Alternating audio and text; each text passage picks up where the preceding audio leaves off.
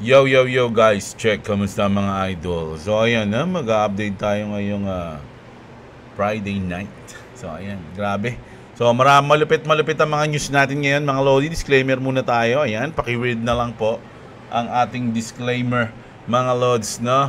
So let's go dahil gabi na mga idol. Let's go. So ayan, sa ating day ngayon sa ating crypto bubble medyo may mga nakaka-recover na mga Lodi, pero sa hours natin medyo halos the same lang, no? Merong medyo konso ngayon mga Lods, konso Friday. So magwi-weekends, no? Alam niyo naman pag weekends medyo patay ang market. So pero nag-drop kanina mga Lods, no? Nag-position ako. So far dito ako nag-position sa XRP. So far 2-3, panalo tayo 2-3 or 40 USDT. Pwede ko na itong i-take profit mga Lods, no?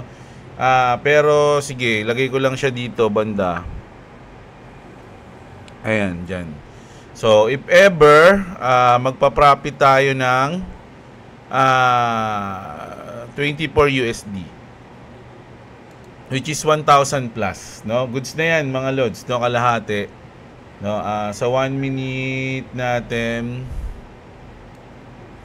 Ayan, so dito tayo nag-place ng take profit. Ito pag inabot yan mga idol. Pwede nga dito na dito na lang kaya.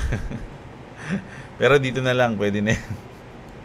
No, so nag-trade ako sa kanina, panalo din ako sa BTC. Panalo ako 100 USDT doon. Kaya ito lang natin to. Pang pang out na to ngayong gabi. No, ayan, no, kanina meron tayong 355, 'di ba? Na USDT. So naka-position pa yung 100 natin kasi 100 yung margin ko dito, 100 USDT, 97. So panalo tayo ng mga nasa basta 100 plus USD, no? 120 something, mga ganun. So ayun yung panalo natin kanina sa Bitcoin, no? Na 7k yun kanina So ayan, bumababa na, abutin na ata yung ating take profit. So okay lang yan, naka-lock profit naman na tayo. Kahit anong mangyari, panalo na tayo dyan mga Lods, no? Ngayon mag-update na tayo ngayon, no? So merong mga nananalo, meron ding mga naliliquidate. So eto mga Lodi, so $675 million liquidated from the cryptocurrency market in the past 24 hours. So kanina to mga Lods, no? GG. Delete ang kanilang mga assets. So check kung ano ba yung 3.09. Okay na yan, no? 3.09. Magkano ba yung 24 USDT? Atin nga. Ay, boxing. Mamaya may boxing tayo. May update tayo sa boxing. Grabe yung boxing 2-4. 1-3. Panalo tayo 1-3. Sabi ko nga kanina, kahit mga nasa 20-15 lang, pwede na Kaya lang, isa BTC ko, pagtingin ko, biglang nag-profit ako ng malaki, kinuha ko agad. Sabi ko, 100. Okay na to, 100 plus USDT, kinuha ko na. Sabi ko, okay na to. Naragisyan, baka mamaya, alam nyo naman, di tayo nagtitrade ngayon ng matagalan. Mabilisan lang tayo mag-trade ngayon. So, pag nakita ko na profit na, goods na yun. No, hindi na ako nagtatagal ng kunyari, pipilitin ko pa to ng tumaga. Kunyari, hindi, aabot yan, ganun. Hindi na. Basta pag nakita ko na nasa 20 plus na, minimum kasi 20 USDT ang minimum profit natin, o kaya mga 15, 20, ganyan. Okay na yun. No? So ito, pag tinamaan yung profit natin, lock profit natin, okay na ng $24. So goods na yun, 1-3. Goods na goods, di ba? Labas pa yung kanina sa Bitcoin natin. So once na mag 500 to USDT, bili na ulit tayo ng coins, bodega na ulit tayo, pwede na yun, no? So ito na, punta na tayo sa ating mga news. So ito na nga, na-liquidate $675 million, makatikatihan mga Lodi, no? At syempre, bago tayo mag-start ng news, no, na matitinding news, i-like nyo muna yung video natin mga idol, pa-like muna. Alam nyo na yan, pa-like muna tayo ng video. So, sa mga hindi pa na-subscribe, subscribe na kayo sa channel natin. Sa mga wala pang crypto exchange, check nyo yung ating link dyan sa description. Swerte ang ating link ng crypto exchange natin dyan mga Lods, no? So ito na. Punta na tayo dito. Grabe, hinahanda na mga idol, no, yung boxing ring. Kasalukuyang siniset up ang boxing ring na gagamitin ayan, sa charity match na acting Davao City Mayor Baste Duterte at PNP Chief General Nicolas Torre pala, sorry. The third sa Rizal Memorial Coliseum sa Linggo, July 27. So tuloy na ba mga lods? Tuloy na ba? Kaya lang mukhang hindi matutuloy kasi si Baste pumunta sa Singapore. Ano nangyari? Ba't naman tumakas si Idol? According to NBI, at around 7:10 a.m. on July 25, 2025, acting Davao City Mayor Sebastian Baste. Alam nyo mga idol, ako, nireakan ko lang to UNTV ang nag-post nito. No? Kasi actually, alam ko illegal to eh. Wala naman siyang criminal case, so dapat hindi binabandera yung mga lakad niya. Mga idol, no? Hindi dapat sinasabi na umalis siya, hindi sinasabi yung kung saan siya nagpupunta kasi private niya ata yun. Mga idol, no? Ayun lang is pagkakaalam ko, correct me na lang if I'm wrong ha. So, nireakan ko lang yung pinost ng UNTV. Puta, baka maano tayo dito eh. Pero ang tanong, mga idol, tumakbo ba si Baste? O may pupuntahan siya doon para kausapin ng kanyang sensei bago ang laban? Malay mo, pagpunta doon, kinausap pala yung kanyang no? Meron pala siya magti-training sa kanya na malupit doon at babalik agad siya sa Linggo. So, hindi natin alam. Pero kung tumakas na si Baste, kasi meron ding meron ding post si Pulong eh. Sabi niya, mag-sign ka muna ng waiver na kapag namatay ka sa boxing, hindi makukulong yung kapatid ko. Sabi niya, nakita niyo ba yun? So, dami nilang kondisyon, etc. So, sa tingin ko, hindi na ito matutuloy. Sa tingin ko lang pero malayo pa naman, meron pa ng mga Sabado bago maglinggo ng umaga, meron pang isang araw, so hindi umaasa ako na sana matuloy, pero malaki yung chance na sa tingin ko na hindi ito matutuloy, no? Sipin nyo, wala na, umalis pa si Baste, wala na, di ba? So yung draw ni Pacquiao tsaka ni ano yung kalaban niya, ni Barrios, yung kaila Torre naman tsaka kay Baste daw is drawing drawing daw, sabi. So wala, nalungkot tayo mga idol, no? Sayang dahil pupusta sana eh. Underdog pa naman si General Torre, di ba? So yung 100 mo tamang 500 pag sa kanya ka pumusta. So kapag kalaban ko ngayon, kunyari pumunta kay Baste, 500 ko tamang 200 lang, okay? 300 ganun, di ba? Dehado, sayang mga idol, no? So nakakalungkot yan, di natuloy. Gusto ko pa naman sana matuloy, sayang. So sabi nila tumakbo daw si Baste. Ayan, tumakas si Baste, duwag. Ayan kayo na magsabi, kayo na magdesisyon. Dali nga. Lakas na naman ang ulan. Grabe, gabi na, umuulan na naman. Ano ba naman yan? Tumigil ka na. So ayan, tapos na tayo dito. Nag-update lang tayo. So ito naman, grabe. Isipin nyo 11 million Filipinos own Bitcoin pala. Sino-sino yung mga yan? Ako nga wala akong Bitcoin eh. Di ba? So marami rin pala sa atin na mga investor ng Bitcoin. No? 11 million Filipinos own Bitcoin according to the Cornell University Bitcoin Club. While the numbers appear promising, local crypto influencer Luis Benaventura has raised question about the numbers. The report also indicates that there are 12 million stock traders, which appears too high. Bitcoin and cryptocurrencies have garnered national attention with the rise of Axie Infinity in 2021. Filipinos have also become engaged in decentralized finance or DeFi, meme coin trading, and remittances. So, isa ba kayo mga idol sa mga may Bitcoin na hold? No, baka may tax na naman to, sabi dito ni Mark Joy. Malamang meron naman talagang tax yan. No, a bit of a coin. Bitcoin, a bit of a coin. 16 million of them own some crypto. Maybe true. Pwede. Mga idol, no? So, pero hindi ko alam Isipin nyo 11 million may na Bitcoin. Siguro mga OG to. Pero kasi yung mga Pinoy, kung sa 2021 ka babase, 2021 na parang sa atin na introduce yung crypto dahil sa Axie, di ba? So meron ng mga nagki-crypto pero bihira lang. No, kumbaga hindi ganoon kadami yung community, hindi ganoon kadami. Pero nung dumating yung Axie Infinity, doon simula noon na-explore yung mga ibang coins. Parang ako, dati wala naman akong alam eh. Alam ko yung Bitcoin pero hindi ko naman alam, wala naman ako noon, hindi naman ako bumibili. Alam ko lang yung Bitcoin na cryptocurrency. And then nung nag-Axie Infinity yun, nalaman ko na SLP na sobrang volatile pala, tumataas, bumababa. So hindi lang pala SLP yung mga coins, marami pa, meron pa palang Ethereum, meron pa palang BNB, ganun, di ba?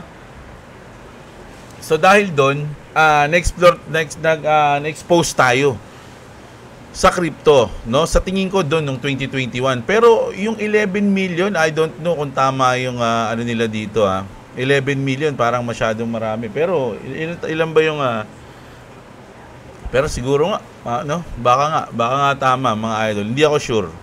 No, pero kung 11 million may own ng Bitcoin mismo na coins, goods na goods. Kung nagsimula sila ng 2021, sobrang profit na nila. Sana all. 'Di ba mga idol, no? Tayo nakipag-battle tayo sa volatility. Mga lods Kaya yung mga alam nyo, kahit sino pang tanongin nyo ng mga OG, ang mga nagpa-profit is yung mga holders. Karamihan, no? Kaya kung ikaw trader ka, hindi ganun ka ano yung profit kapag traders kasi minsan panalo, minsan talo 'Di ba? Minsan balance lang. So, yung talagang magpa-profit ka diyan kung nag-hold ka ng matagal na panahon ng isang coins o ng Bitcoin na ganyan, doon mo makikita yung profit mo. Pero kung hindi ka nag-hold ng coins, usually ano ka lang, trader ka lang, day trader, ginawa mo ng trabaho yung pagiging trader, hindi ka mayaman. Sa tingin ko lang mga lods, kasi kahit na sobrang OG mo sa trading, natatalo ka pa rin mga idol, no? So panalo-talo yan, panalo-talo. So para ka lang din nagsusugal. Sugal naman talaga kapag futures trade 'di ba? So may panalo, may talo. Kaya ka lang nagkakaroon ng nadadagdagan yung odds ng panalo mo kasi pinag-aaral mo yung market. Inaaral mo yung chart, inaaral mo yung candle. Hindi naman kasi katulad ng mga sugal na talagang 50-50 lang 'di ba? So ito, lumalaki yung chance mo na manalo kapag gumagaling ka mag-trade. So pero hindi ibig sabihin na hindi ka na natatalo, mga loads, no? Lagi ka pa ring matatalo. Depende ang trading talaga, futures trading, emotional damage talaga 'yan, mga idol. Kaya naniniwala ako na yung mga holders, sila yung mga paldo.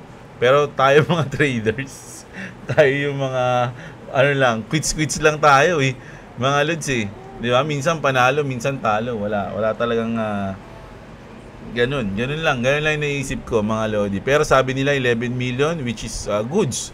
'Di ba? Congratulations agad. So eto, nakita natin yung mga idol natin dito mga lodi, no? Dito si Coach Miranda, si Tito Vlogs, si Tita, sila lang dalawa yung kilala ko. So nagkaroon sila ng meeting, no? Hindi ko alam Sabi dito, Coach Miranda Miner Impact Group survey supports for crypto rights party list in PH. So magkakaroon tayo ng party list dito, no? The big news, Coach Miranda Miner founded a crypto trading organization is gauging and surveying support to consider forming a crypto-focused party list in the Philippines. So kayo, nabasa ko lang to. Greediness is waving. Eto mga lods ako tatanungin nyo, okay lang, wala namang problema. Kaya lang, yung kung sa 50-50 na masaya ako dito, siguro 51% na parang ayoko. 49% gusto ko. O yung gano'n na lang. Wala akong masyadong dito mga idol, no? Kasi ang isip ko pag nagkaroon ng ganitong mga party list, mga lodi, baka alam niyo yun, lagi na tayo mapansin, sa bagay, okay lang naman. Hindi ko kasi alam kung magiging goods to yung result nito o magiging bad mga lods, at kung sino-sino yung mga makikinabang. Ang gusto ko talaga makinabang dito yung mga traders, no? Sana gumanda yung mga crypto exchange na local. Sana payagan nila yung mga foreign crypto exchange, yung mga ganun, yung magkaroon tayo ng malayang malayang decision kung ano yung gusto natin gamitin. Hindi kasi katulad ngayon na ban yung mga ganito, ban yung mga ganyan, bawal gamitin yung mga ganito, bawal gamitin yung mga ganyan. Ako gusto ko lang malaya lang, kanya-kanya naman trade tayo eh. 'Di ba? Kanya-kanyang diskarte naman tayo. Kung may gilas kayo diyan, di diyan kayo. Kung may gilas kami dito, di dito kami. Ganun lang mga lodi, yung malaya lang. Hindi yung parang may hirapan yung mga crypto community natin sa Pilipinas, parang baka mahirapan pa sa mga batas na lalabas o something na ganyan. Sana makatulong sila or something sa futures kung sakaling ituloy nila to sa mga traders o sa mga investor ng crypto sa Pilipinas. So, kung makakatulong sila, goods na goods, mga idol, walang problema yan. No? Suporta tayo dyan. Putik, lagi nating ipopromote yan, mga idol. Suportahan natin sila, Idol Coach Miranda, sila Tito Vlogs. 'Di ba? Basta lahat tayo makikinabang, lahat ng mga community ng crypto sa Pilipinas. Goods na goods. Saludo sa inyong lahat, mga lodi. Ganun lang 'yan, mga idol, no? So, kayo anong masabi nyo rito, mga lodi, no? Sa magkakaroon ng party list, no? Yung ating crypto. 'Di ba? Gusto nyo ba 'yan? No, ako kung matuloy, okay lang. Kung hindi, okay lang. Ganun lang. Kanya-kanya lang naman tayo, di ba? So, ito na, mga idol. Ito, di ba kanina may pinakita akong video sa inyo ni Trump tsaka ni Jerome Powell. So, ito, nagkaroon lang ng dito nung tinapik ni Trump si Jerome Powell, mga lodi. Tingnan nyo yung reaction niya. Tingnan nyo, ha. Back off some of the earlier criticism. Well, I'd love him to lower interest rates. Other than that, what can I tell you? The country's doing really well. I just... Ano kaya yun, no? Alam nyo, na parang naaawa tuloy ako kay Jerome Powell kasi parang nabuburot siya ngayon, mga lods, no? Parang burot siya ngayon na lagi na lang ako, daddy, ba't parang lagi ako yung kawawa dito? Sabi sa Trump, mag-cut ka na kasi para bati-bati tayo, 'di ba? Kaya lang kasi yung Fed kasi private yan. So, ang mangyayari kasi niya, parang naisip ko lang to sariling decision yan. So, ayaw nilang magpa-apekto sa decision ng government. Kasi once na parang sinunod niya si Trump, ibig sabihin, nadidiktahan pala kayo ng presidente. Ganun yung sasabihin ng mga ibang dyan sa Fed, no? Nadidiktahan kayo ng presidente. Takot kayo kay Trump, ganyan-ganyan, ganito-ganyan. So, sila siguro, parang nagmamatigas lang sila para yung yung decision nila, kumbaga mag-fix na matibay kami pag kami ang desisyon, okay kami. Labas kami sa government, iba kami diyan, parang ganoon, no? Tingin niyo. Kaya lang kung darating na yung isasampa na yung kaso kay Jerome Powell, wala tayong magagawa, mga idol, no? Etong pagkikita nila to, siguro nag-usap yan, walang camera, walang mga reporter, so hindi natin alam kung ano na pag-usapan nila. Siyempre, pipilit ni Trump yan, ano na, gusto mo bang magkakaso pa? I-push ko yung pag-iimbestiga sa'yo o magkakat ka na ng rates? Sabihin mo, sa 30. Kasi sa 30 yan, mga lods, Halita ko sa inyo, Sa July 30. Ayan, ayan, dami, 31 pala. July 31. 2 a.m. madaling araw na naman to. Federal Funds Rate, FOMC statement. So magkakaroon dyan, no? Tapos magkakaroon din ng FOMC conference ng 2:30 a.m. So sa 31, medyo mabigat-bigat ang mangyayari. So nasa ano na tayo ngayon? 25. No? So next, ang daming paparating, mga idol. Ganito na naman tayo, sabihin natin, ang daming paparating. Tapos magiging volatile pa rin yung market, mga idol, no? Yan, ingat-ingat na lang sa mga nagtitrade dyan, mga lods, no? So, eto pang isa, mga lodi. Coin Bureau to, Did Galaxy just dump 10k BTC? Kasi alam nyo, bumababa yung dominance ng BTC ngayon, mga lods, no? Bitcoin dominance mababa, Galaxy Digital may have already uploaded 1.1 billion worth of Bitcoin, and they pulled 370 million USDT from OKX Binance and Bybit in just 3 hours. Bitcoin down 3%. Is this the reason? So sabi dito naman, ito rin yun yung Galaxy Digital din to Galaxy Digital has already sold nearly 68,000 Bitcoin. Grabe to. There are 12,000 BTC left to be sold now. So nabenta na nila yung kanilang 68,000 Bitcoin. Natitira na lang sa kanila is nasa 12,000 Bitcoin na nahawak nila. Those who are shorting now are asking for pain. Nako mga idol. Grabe. So, hindi ko alam kung magiging goods to sa altcoins. Kasi pag alam niyo naman, nangahatak yung Bitcoin. Pero once kasi na bumaba na yung dominance ng Bitcoin, rekta na sa altcoins talaga yan Ayan sabi nga dito mga idol ito. Every alt season in history started in August. Nako. So alam nyo na. August mga idol nag-i-start daw. It's the same setup every 4 years. And in a few days, low caps will explode 200 to 250x. I saw this extract pattern in 2021 and flip $350 into $210,000. Ganun siya nakita mga idol. Isipin nyo yun. From $350. Manalo ko lang yun dito ngayon. Mayroon tayong $386.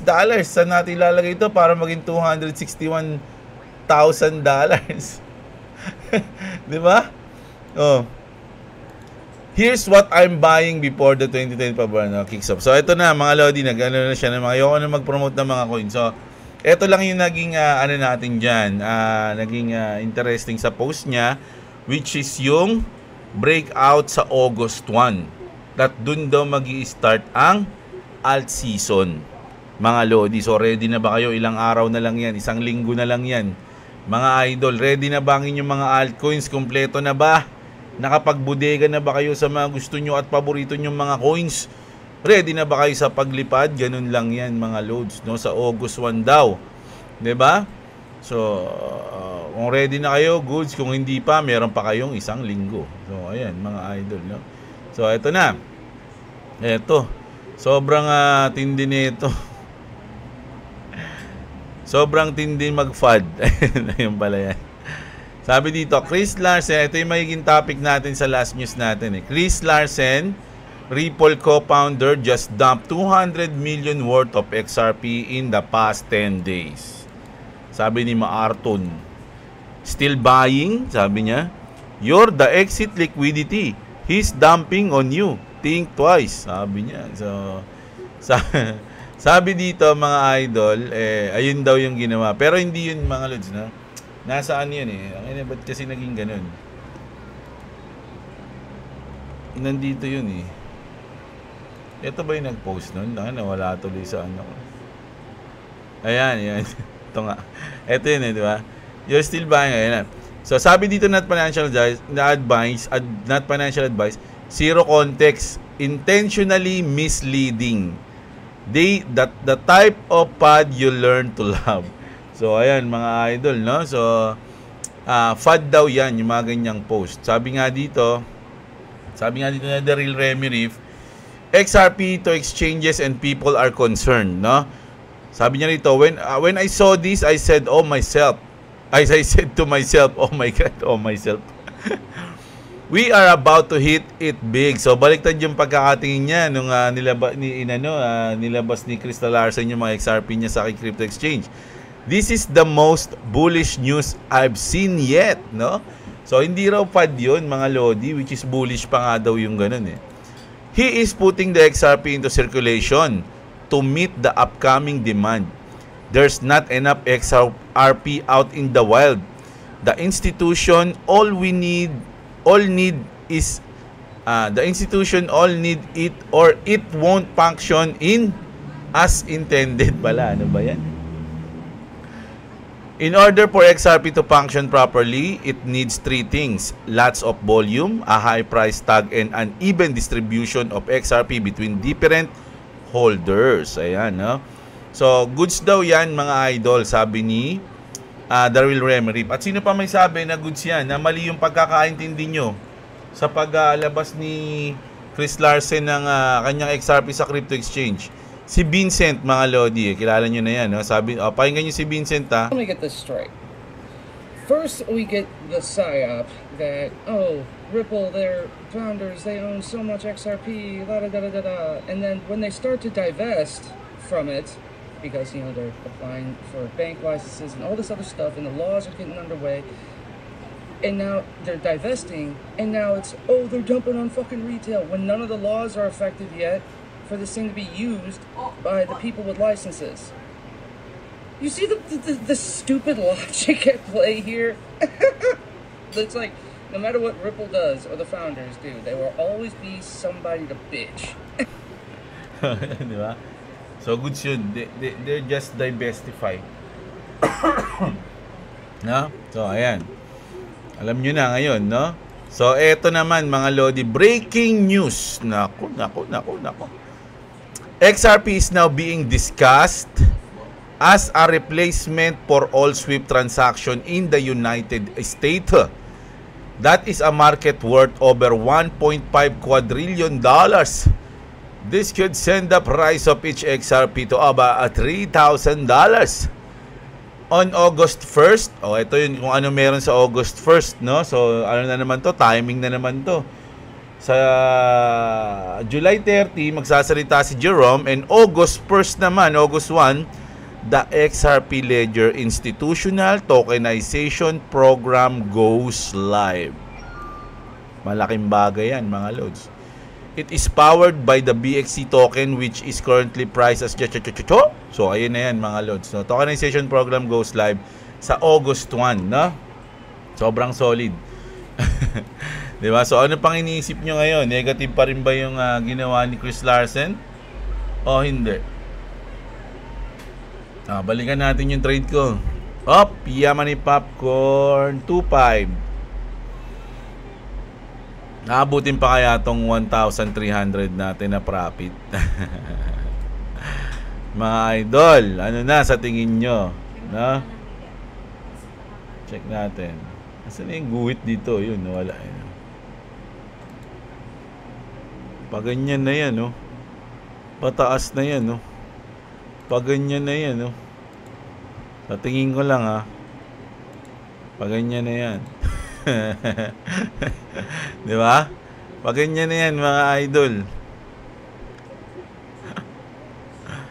Or, it's either ganyan, or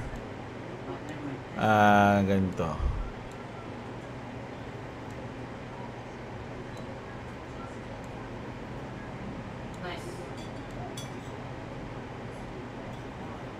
Oh, 'di ba? Ano, pili. Anong susunod diyan? Kaganyan yan diyan, tapos boom, lilipad na siya na parang si Superman. Kala lang di namin pinanood si Superman eh. Pinanood namin yung Jurassic eh. Jurassic Rebirth ba 'yon? Tayang ganda rin, mga Lodi. Kaya lang kala ko dinosaur yung kalaban sa huli, yung parang alien. M-Rex daw, M-Rex.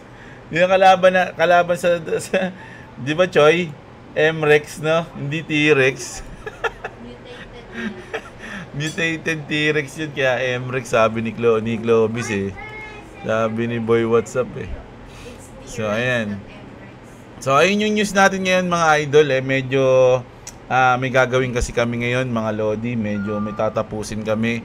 So, promise, bukas, Sabado ng umaga. Bukas na lang ako magbabasa ng comment. Tsaka yung karamihan ng comment natin sa last video natin kayo ng umaga, puro sa boxing match. So, bukas na lang tayo babawi. Dito tayo mag-comment, mga idol. Anong sa tingin nyo pwede mangyari dito sa eto, no? Diyan, kung payag ba kayo dyan, magkakaganda ba yan o hindi? Ano sa tingin nyo, mga Lods? At sa tingin nyo ba, papayag na si Jerome Powell sa 30 na mag-resign or mag-cut rate? Ayun lang yun eh.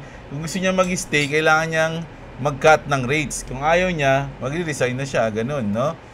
Or, ano sa tingin nyo ang nangyari sa ating alt season? No? Kasi usually, August 1 daw nag-start yan, mga idol. At syempre yung sinabi ni Chris Larsen. So ayun lang muna update natin ngayon mga Lods. Bawi ako sa inyo bukas.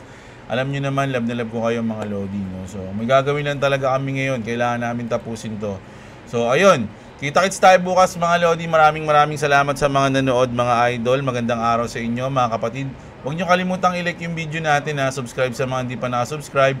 At sobrang thank you sa mga members natin sa channel, no? I love you all. Kita-kits tayo bukas. Magandang araw sa inyo mga kapatid. At what's up mga idol. At kay MREX, kamusta naman?